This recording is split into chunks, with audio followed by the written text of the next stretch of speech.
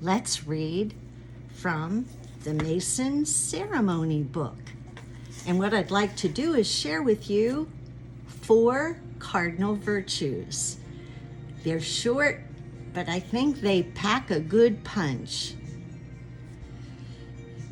The 4 cardinal virtues are temperance, fortitude, prudence, and justice. Temperance is that due restraint upon our affections and passions, which renders the body tame and governable, and frees the mind from the allurements of vice.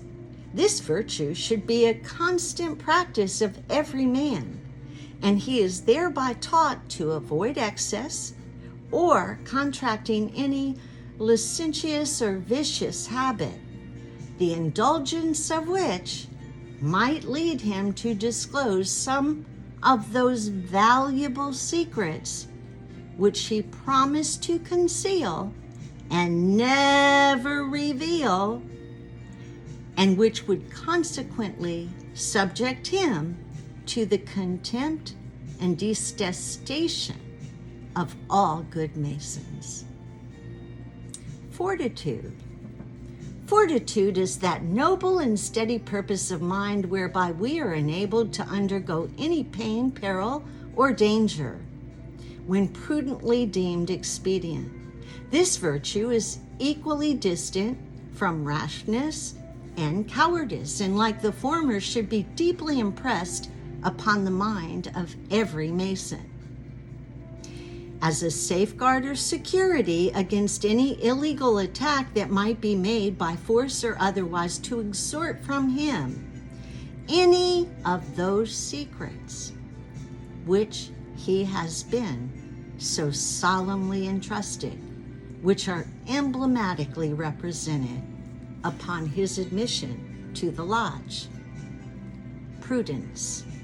Prudence teaches us to regulate our lives and actions agreeably to the dictates of reason, and it is that habit by which we wisely judge and prudently determine all things relative to our present as well as to our future happiness.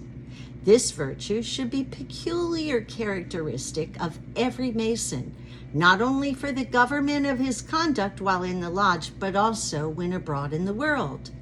It should particularly be attended in all strange and mixed companies, never to let fall the least sign, token, or word whereby the secrets of Masonry might be unlawfully obtained. And finally, justice.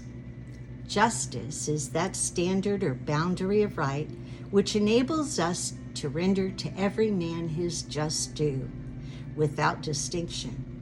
This virtue is not only consistent with divine and human laws, but is the very cement and support of civil society. And as justice in a great measure constitutes the real good man, so should it be the invariable practice of every Mason never to deviate from the minutest principles thereof. Keep those secrets.